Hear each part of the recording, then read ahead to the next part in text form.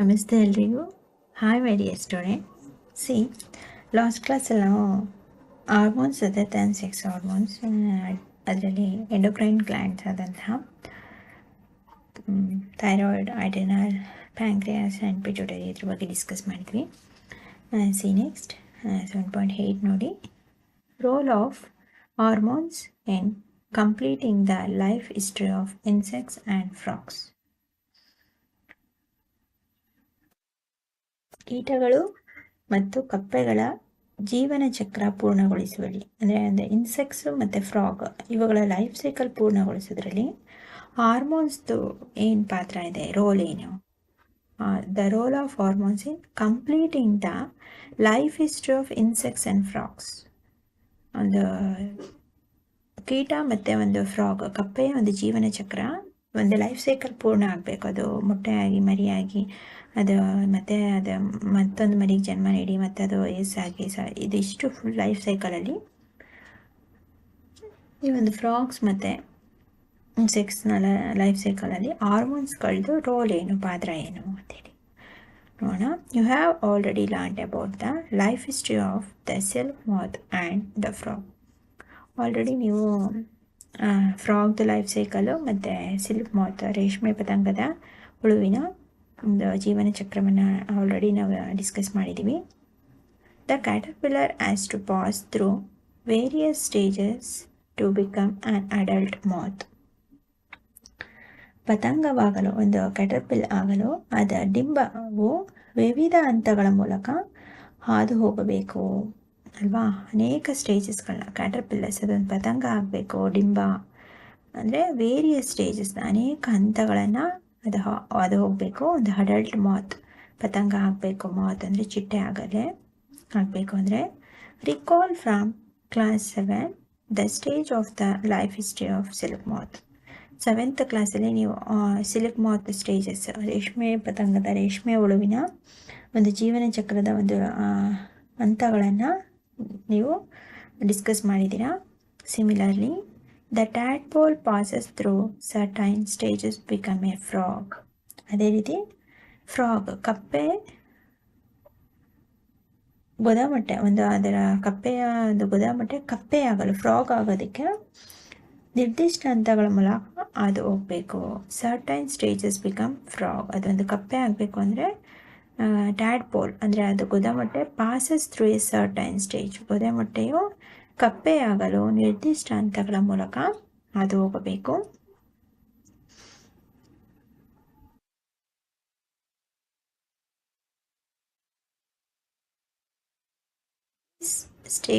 This changes from larva to adult is called metamorphosis. ಈ ಫ್ರಾಗ್ನಲ್ಲಿ ಈ ರೀತಿ ಮೆಟಾಮಾರ್ಫೋಸಿಸ್ ಅಂತ ಹೇಳಿ ಕರೀತಾರೆ. ಅಂದರೆ ತಕ್ಷಣದಲ್ಲಿ ಏನು ಅದು ಅಡಲ್ಟ್ ಇದ್ದಿದ್ದು, ಅಡಲ್ಟ್ ಅಂದರೆ ಟ್ಯಾಡ್ಪೋಲ್ ಇದ್ದಿದ್ದು ಅಡಲ್ಟ್ ಫ್ರಾಗ್ ಆಗೋಕ್ಕೆ ಒಂದು ಮೆಟಾಮಾರ್ಫೋಸಿಸ್ ಅಂಥೇಳಿ ಈ ಒಂದು ಸ್ಟೇಜನ್ನು ಲಾರ್ವಾ ಟು ಅಡಲ್ಟ್, ಲಾರ್ವಾ ಇದ್ದದ್ದು ಏನು ರೂಪ ಪರಿವರ್ತನೆ, ಅಂದರೆ ಡಿಂಬಾವಸ್ಥೆಯಿಂದ ಪ್ರೌಢಾವಸ್ಥೆವರೆಗೆ ಲಾರ್ವಾ ಇದ್ದದ್ದು, ಡಿಂಬಾವಸ್ಥೆಯಲ್ಲಿದ್ದಂತಹ ಲಾರ್ವಾ ಸಡನ್ನಾಗಿ ಅಡಲ್ಟ್ ಪ್ರೌಢಾವಸ್ಥೆಗೆ ತಲುಪುವಂತಹ ಈ ಒಂದು ಫ್ರಾಗ್ನ ಈ ಒಂದು ಪ್ರೋಸೆಸ್ಗೆ ನಾವೇನಂತೀರಿ, ರೂಪ ಪರಿವರ್ತನೆ, ರೂಪದಲ್ಲಿ ಅನೇಕ ಬದಲಾವಣೆಗಳು ಉಂಟಾಗುತ್ತೆ. ಆ ಒಂದು ಪ್ರೋಸೆಸ್ನ ನಾವು ಮೆಟಾಮಾರ್ಫೋಸಿಸ್, ರೂಪ ಪರಿವರ್ತನೆ ಅಂತೇಳಿ ಕರೀತಾರೆ. Metamorphosis in insects is controlled by insect hormones. ಅದೇ ರೀತಿ ಈ ರೂಪ ಪರಿವರ್ತನೆ ಅಂದರೆ ಕೀಟಗಳಲ್ಲಿ ಕಂಡುಬರುವಂಥ ಈ ರೂಪ ಪರಿವರ್ತನೆಯು ಕೀಟದ ಹಾರ್ಮೋನ್ಸ್ಗಳಿಂದ ನಿಯಂತ್ರಣವನ್ನು ಹೊಂದಿರದಂತೆ. ಇನ್ಸೆಕ್ಟ್ಸ್ ಹಾರ್ಮೋನ್ಸಿಂದ, ಕೀಟಗಳಲ್ಲಿನ ರೂಪ ಪರಿವರ್ತನೆಯು ಕೀಟ ಹಾರ್ಮೋನ್ಗಳಿಂದ ನಿಯಂತ್ರಣಗೊಳ್ಳುತ್ತದೆ. ಕೀಟಗಳಲ್ಲೂ ಇನ್ಸೆಕ್ಟ್ಸ್ ಹಾರ್ಮೋನ್ಸ್ ಅಂತೇಳಿ ಕೆಲವೊಂದು ಹಾರ್ಮೋನ್ಗಳಿರುತ್ತೆ. ಈ ಹಾರ್ಮೋನ್ಗಳ ಮೂಲಕ ಏನಾಗುತ್ತೆ, ಆ ಒಂದು ಇನ್ಸೆಕ್ಟ್ಸಲ್ಲಿ, ಕೀಟಗಳಲ್ಲಿ ರೂಪ ಪರಿವರ್ತನೆ ನಿಯಂತ್ರಣದಲ್ಲಿ ಇರುತ್ತೆ. ಇನ್ ಫ್ರಾಗ್, ಅದೇ ರೀತಿ ಕಪ್ಪೆಯಲ್ಲಿ it is controlled by thyroxine. ಅದೇ ರೀತಿ ಫ್ರಾಗಲ್ಲಿ, ಕಪ್ಪೆಯಲ್ಲಿ ಥೈರಾಕ್ಸಿನ್ ಎಂಬ hormone, the hormone produced by thyroid ಎಂಬ ಗ್ರಂಥಿಯು ಥೈರಾಕ್ಸಿನ್ ಎಂಬ ಹಾರ್ಮೋನನ್ನು ಉತ್ಪತ್ತಿ ಮಾಡುತ್ತೆ.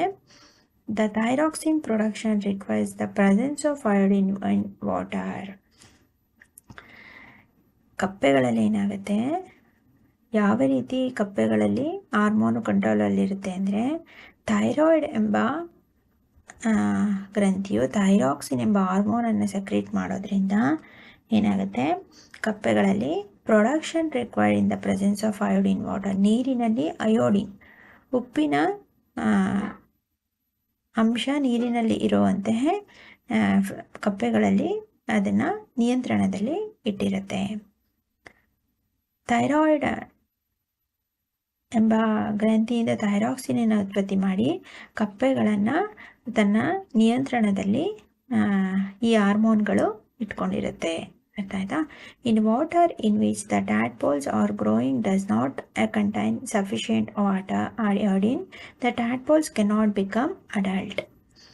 ಫ್ರಾಗಲ್ಲಿ ಅಂದರೆ ಕಪ್ಪೆಗಳಲ್ಲಿ ಆ ಟ್ಯಾಡ್ಪೋಲ್ಸ್ ಇರುತ್ತಲ್ಲ, ಆ ಗೊದ ಮೊಟ್ಟೆಗಳು ಕರೆಕ್ಟಾಗಿ ಗ್ರೋತ್ ಆಗಬೇಕು, ಆರ್ ಗ್ರೋಯಿಂಗ್ ಕರೆಕ್ಟಾಗಿ ಗ್ರೋತ್ ಆಗಬೇಕು. ಒಂದು ವೇಳೆ ಗ್ರೋತ್ ಆಗಲಿಲ್ಲ ಅಂದರೆ are growing does not contain sufficient iodine, ಗೊದ ಮೊಟ್ಟೆಗಳ ಸಂಪೂರ್ಣ ಬೆಳವಣಿಗೆಗೆ ಅವಶ್ಯಕವಾದಂತಹ iodine, sufficient iodine in case ಸಿಗಲಿಲ್ಲ ಅಂದರೆ the tadpoles cannot become adult. ಆ ಟ್ಯಾಡ್ಪೋಲ್ ಗೊದ ಮೊಟ್ಟೆ ಅಡಲ್ಟ್ ಆಗಿ ಅಂದರೆ ಪ್ರೌಢಾವಸ್ಥೆಯ ಒಂದು ಕಪ್ಪೆಯಾಗಿ ಬೆಳೆಯೋದಿಲ್ವಂತೆ. ಅಂದರೆ ಕಪ್ಪೆ ಮೊಟ್ಟೆಗಳನ್ನ ಇಡುತ್ತಲ್ವಾ, ಅದಕ್ಕೆ ಸಫಿಷಿಯೆಂಟ್ ಅಯೋಡಿನ್ ಬೇಕು. ಅರ್ಥ ಆಯ್ತಾ? ಆ ಅಯೋಡಿನ ಉತ್ಪತ್ತಿ ಮಾಡೋದು ಅದು ಥೈರಾಕ್ಸಿನ್ ಎಂಬ ಹಾರ್ಮೋನನ್ನು ಉತ್ಪತ್ತಿ ಮಾಡುತ್ತೆ. ಆ ಥೈರಾಕ್ಸಿನ್ ಎಂಬ ಹಾರ್ಮೋನಲ್ಲಿ ಏನಿರುತ್ತೆ, ಅಯೋಡಿನ್ ಇರುತ್ತೆ, ಉಪ್ಪಿನ ಅಂಶ, ಅಯೋಡಿನ್ ಇನ್ ವಾಟರ್. ನಮ್ಮ ಗಂಟಲಿನ ಥ್ರಾಟ್ ಭಾಗದಲ್ಲಿ ಹೇಗೆ ಥೈರಾಯ್ಡ್ ಗ್ರಂಥಿ ಇದ್ದು ಅದು ಉಪ್ಪನ್ನು ಅಂದರೆ ಅಯೋಡಿನ್ ಸೆಕ್ರೇಷನ್ಗೆ ಹೆಲ್ಪ್ ಮಾಡುತ್ತೋ, ಅದೇ ರೀತಿ ಫ್ರಾಗ್ಗಳಲ್ಲೂ ಸಹ ಥೈರಾಯ್ಡ್ ಎಂಬ ಗ್ರಂಥಿ ಇದ್ದು ಅದು ಥೈರಾಕ್ಸಿನ್ ಎಂಬ ಹಾರ್ಮೋನನ್ನು ರಿಲೀಸ್ ಮಾಡುತ್ತೆ. ಆ ಥೈರಾಕ್ಸಿನ್ ಎಂಬ ಹಾರ್ಮೋನಲ್ಲಿ ಅಯೋಡಿನ್ ಇರುತ್ತೆ. ಇದು ಅಯೋಡಿನ್ ಎಲ್ಲಿಗೆ ಬಿಡುತ್ತೆ, ವಾಟರ್ಗೆ ಬಿಡುತ್ತೆ. ಯಾಕೆ? ಈ ಟ್ಯಾಡ್ಪೋಲ್ ಕಪ್ಪೆ ಇಡುವಂತಹ ಟ್ಯಾಡ್ಪೋಲ್ ಮೊಟ್ಟೆಗಳನ್ನು, ಗೊದ ಮೊಟ್ಟೆಗಳು ಗ್ರೋಯಿಂಗ್ಗೆ ವೆಲ್ ಅಂದರೆ ಅದು ಚೆನ್ನಾಗಿ ಗ್ರೋಯಿಂಗ್ ಆಗಬೇಕು ಅಂದರೆ ಅದಕ್ಕೆ ಸಫಿಷಿಯೆಂಟ್ ಅಯೋಡಿನ್ ಬೇಕು. ಇನ್ ಕೇಸ್ ಅದಕ್ಕೆ ಅವಶ್ಯಕವಿರುವಷ್ಟು ಅಯೋಡಿನ್ ಸಿಗಲಿಲ್ಲ ಅಂದರೆ ಆ ಒಂದು ಟ್ಯಾಡ್ಪೋಲ್ ಅಡಲ್ಟಾಗಿ ಫ್ರಾಗ್ ಆಗಿ ಬದಲಾಗಲ್ಲ, ಫ್ರಾಗ್ ಕಪ್ಪೆಯಾಗಿ ಅದು ಬೆಳವಣಿಗೆಯನ್ನು ಹೊಂದಲ್ಲ. ಸೊ ಹಾಗಾಗಿ ಸಫಿಷಿಯೆಂಟ್ ಅಯೋಡಿನ್ನ ಸೆಕ್ರೀಟ್ ಮಾಡೋದಕ್ಕೋಸ್ಕರ ಫ್ರಾಗ್ ಕಪ್ಪೆಯಲ್ಲಿ ಥೈರಾಯ್ಡ್ ಎಂಬ ಗ್ರಂಥಿಯು ಥೈರಾಕ್ಸಿನನ್ನು ಉತ್ಪತ್ತಿ ಮಾಡಿ ಅದನ್ನು ಕಂಟ್ರೋಲಲ್ಲಿ, ನಿಯಂತ್ರಣದಲ್ಲಿ ಇಟ್ಕೊಂಡಿರುತ್ತೆ. ಆಯಿತಾ?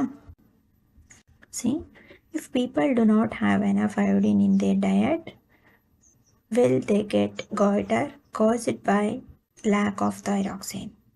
ಅದೇ ರೀತಿ ನಮ್ಮ ಜನಗಳಲ್ಲಿ, ನಮ್ಮ ಮನುಷ್ಯರಲ್ಲಿ ಎನಫ್ ಅಯೋಡಿನ್ ಅಂದರೆ ನಮ್ಮ ದೇಹಕ್ಕೆ ಅವಶ್ಯಕವಿರುವಷ್ಟು ಅಯೋಡಿನ್ ಉತ್ಪತ್ತಿ ಆಗಲಿಲ್ಲ. ನಮ್ಮ ಥೈರಾಯ್ಡ್ ಗ್ರಂಥಿಯಲ್ಲಿ, ನಮ್ಮ ಕುತ್ತಿಗೆಯ ಗಂಟಲಿನ ಭಾಗದಲ್ಲಿ ಇರ್ತಕ್ಕಂಥ ಥೈರಾಯ್ಡ್ ಗ್ರಂಥಿ ಅಯೋಡಿನನ್ನು ಉತ್ಪತ್ತಿ ಮಾಡಲಿಲ್ಲ, ಅಥವಾ ನಮ್ಮ ಡಯೆಟಲ್ಲಿ, ನಮ್ಮ ಆಹಾರದಲ್ಲಿ ಸಾಕಷ್ಟು ಪ್ರಮಾಣದ ಉಪ್ಪಿನ ಅಂಶ ಇಲ್ಲ ಅಂದರೆ ವಿಲ್ ದೆ ಗೆಟ್ ಗಾಯ್ಟರ್. ಏನು ಗಾಯ್ಟರ್, ಗಳಗಂಡ ಎಂಬ ರೋಗ ಬರುತ್ತೆ. ಇದರಿಂದ ಏನಾಗುತ್ತೆ, ಬೈ ಲ್ಯಾಕ್ ಆಫ್ ಥೈರಾಕ್ಸಿನ್, ನಮ್ಮ ಥೈರಾಕ್ಸಿನ್ನ ಉತ್ಪಾದನೆ ಕಡಿಮೆ ಆಗುತ್ತೆ.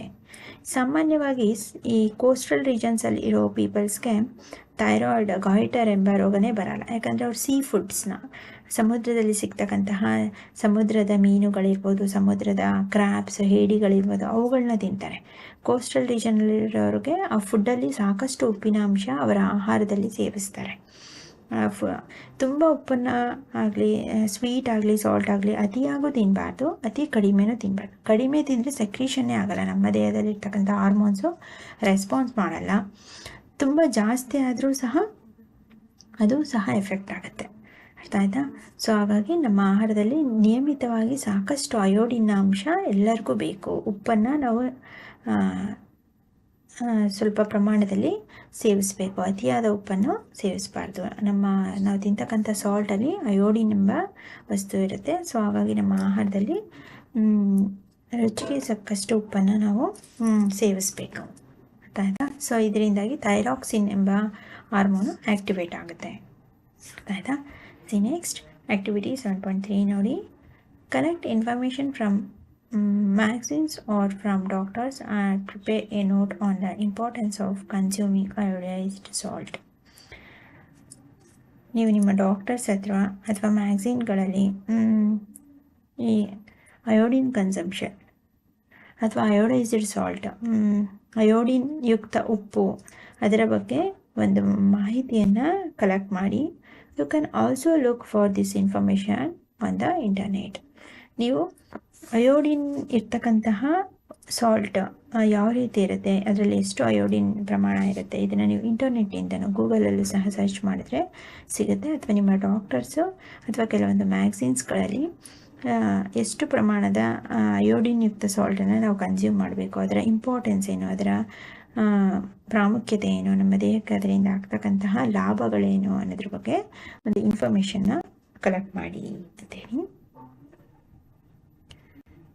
7.9 ನೋಡಿ, reproductive health.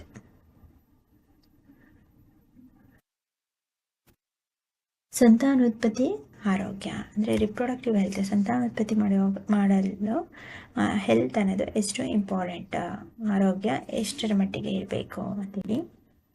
The physical and mental well being individual is regarded as an individuals health. ಒಬ್ಬ ವ್ಯಕ್ತಿ ಫಿಸಿಕಲ್ ಆ್ಯಂಡ್ ಮೆಂಟಲ್ ಅಂದರೆ ದೈಹಿಕವಾಗಿ ಮತ್ತು ಮಾನಸಿಕವಾಗಿ ಪ್ರತಿಯೊಬ್ಬ ವ್ಯಕ್ತಿಯು ವೈಯಕ್ತಿಕವಾಗಿ ಇಂಡಿವಿಜುವಲ್ ಹೆಲ್ತ್, ವೈಯಕ್ತಿಕ ಆರೋಗ್ಯವನ್ನು ಕಾಪಾಡಿಕೊಳ್ಳುವುದು ತುಂಬ ಮುಖ್ಯ. To keep the body healthy, ನಿಮ್ಮ ದೇಹವನ್ನು ಆರೋಗ್ಯಕರವಾಗಿ ಇಟ್ಕೊಳ್ಳುವುದು ಪ್ರತಿಯೊಬ್ಬ ವ್ಯಕ್ತಿಯ ವೈಯಕ್ತಿಕ ಜವಾಬ್ದಾರಿ. Every human being at any age needs to have a balanced diet.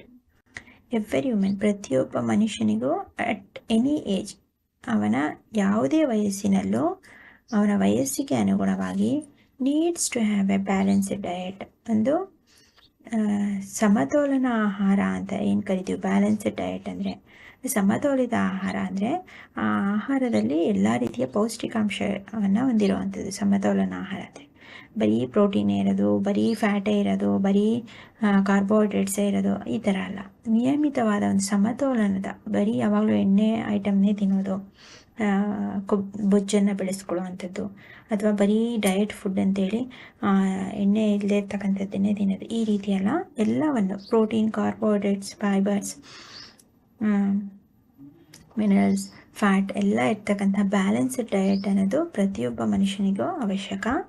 The person must also observe personal hygiene. ಇದ್ರ ಜೊತೆಗೇನು, ಪ್ರತಿಯೊಬ್ಬ ವ್ಯಕ್ತಿಯು ತನ್ನ ವೈಯಕ್ತಿಕ ಸ್ವಚ್ಛತೆ, ಹೈಜೀನ್, ವೈಯಕ್ತಿಕವಾಗಿ ಸ್ವಚ್ಛತೆಯಿಂದ ಇರುವುದು ಅಲ್ಲದೆ and undertake adequate physical exercise, ಏನು ನಿಯಮಿತವಾಗಿ ವ್ಯಾಯಾಮ, ದೈಹಿಕ ವ್ಯಾಯಾಮವನ್ನು ಮಾಡ್ತಕ್ಕಂಥದ್ದು ತುಂಬ ಮುಖ್ಯ.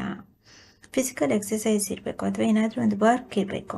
ಸುಮ್ಮನೆ ತಿನ್ನೋದು, ಕೂತ್ಕೊಳ್ಳೋದು ಅದೆಲ್ಲ, ಏನಾದರೂ ವರ್ಕನ್ನು ದೈಹಿಕವಾಗಿ ನಾವು ಚಟುವಟಿಕೆಯಿಂದ ಇರಬೇಕು. ಏನಾದರೂ ಕೆಲಸಗಳನ್ನು ನಮ್ಮ ದೇಹಕ್ಕೆ ಒಂದು ಶ್ರಮವನ್ನು ನೀಡಿದ್ರೆ ಹೆಲ್ತಿಯಾಗಿ ಇರ್ತೀವಿ.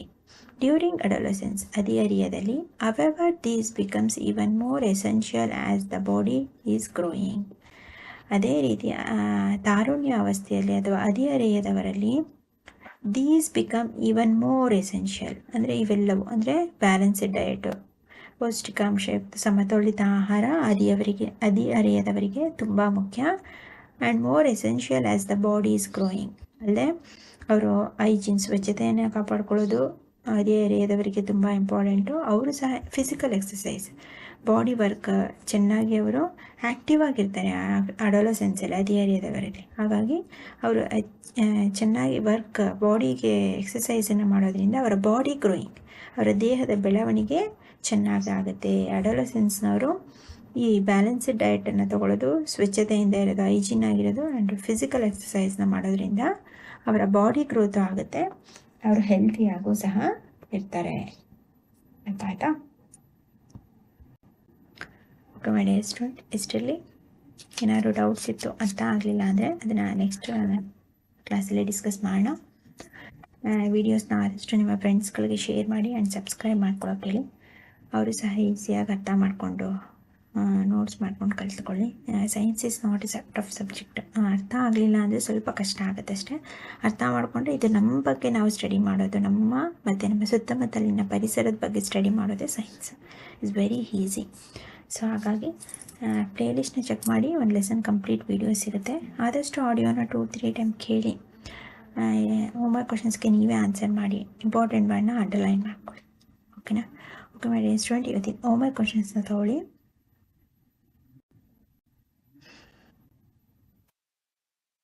What is ಮೆಟಾಮಾರ್ಫೋಸಿಸ್? ಮೆಟಾಮಾರ್ಫೋಸಿಸ್ ಅಂದರೆ ಏನು? Which hormones presence in insects and how the frog controlled by hormones. How the frog controlled by hormones. ಕಪ್ಪೆ ಹಾರ್ಮೋನಿಂದ ಹೇಗೆ ಕಂಟ್ರೋಲ್ ಆಗಿದೆ, ಇದು ಇಷ್ಟು ಫುಲ್ಲು ನೀವು ಬರೀಬೇಕಾಗತ್ತೆ explanation.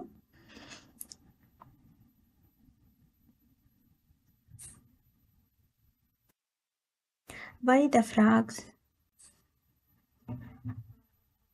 needs to sufficient iodine.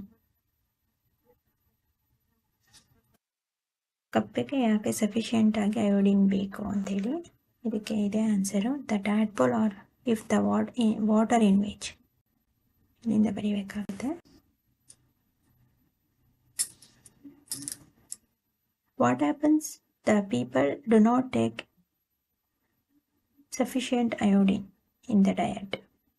ಮನುಷ್ಯರಲ್ಲಿ, ಪೀಪಲ್ಸ್ ಜನರಲ್ಲಿ ಸಫಿಷಿಯೆಂಟ್ ಅಯೋಡಿನ್ನ ತಗೊಳ್ಳಿಲ್ಲ ಅಂದರೆ ಏನಾಗುತ್ತೆ?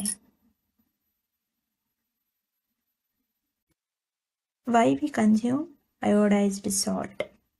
ನಾವು ಯಾಕೆ ಅಯೋಡೈಸ್ಡ್ ಸಾಲ್ಟನ್ನು ತಿನ್ನಬೇಕು? What are the reproductive health in human beings and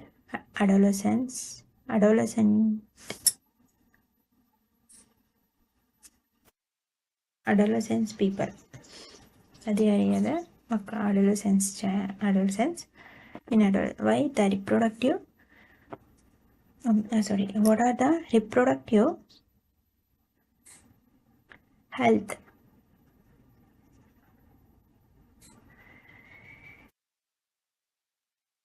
in people. ಜನರಲ್ಲಿ ಇರಬೇಕಾದಂತಹ ಸಂತಾನೋತ್ಪತ್ತಿ ಆರೋಗ್ಯಗಳು ಯಾವುದು, ಆ್ಯಂಡ್